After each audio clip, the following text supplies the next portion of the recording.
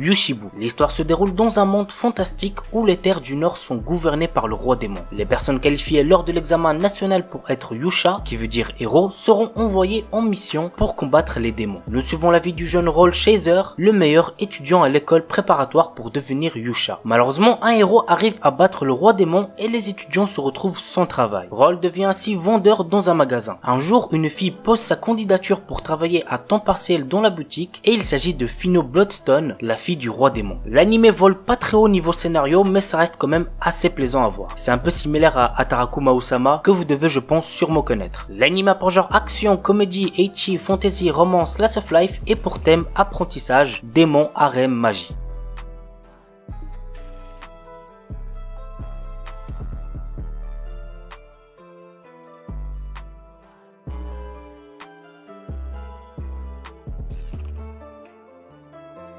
Alderamin on the Sky. L'empire Kachvarna est en guerre contre son pays voisin, la république de Kyoka. Ikta Solor que notre héros est paresseux et déteste la guerre, mais il passe pourtant des examens pour devenir un officier impérial. Personne n'imagine que ce jeune homme de 17 ans pourrait demain diriger une armée. Il se retrouve alors sur le front, aux côtés de Yatorishino XM, une femme ambitieuse. L'anime a pour genre action, aventure, comédie, drame, fantasy, romance, seinen, pour thème combat, guerre, militaire, et compte un total de 13 épisodes.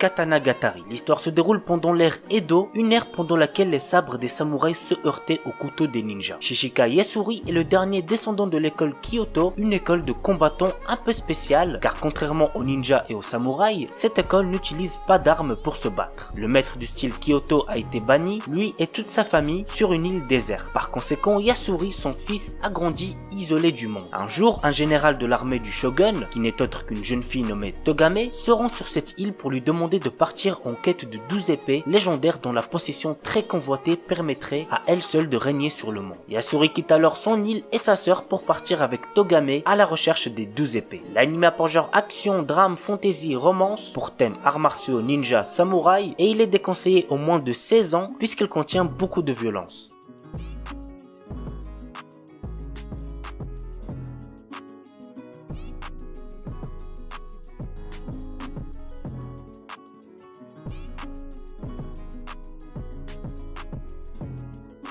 Back Arrow. Ringarindo est une terre entourée de murs. Considéré comme un dieu, le mur recouvre, protège, cultive et nourrit cet endroit. Un jour, une mystérieuse personne nommée Back Arrow apparaît dans le village de Eisha. Ce jeune homme a perdu la mémoire et la seule chose dont il se souvient est le fait qu'il vienne d'au-delà du mur. Pour essayer de retrouver ses souvenirs, Arrow décide de sortir du mur mais il se retrouve impliqué dans une bataille dont il est l'enjeu. L'anime a pour genre action, aventure, comédie, drame, fantasy, mystère surnaturel et pour thème combat mecha.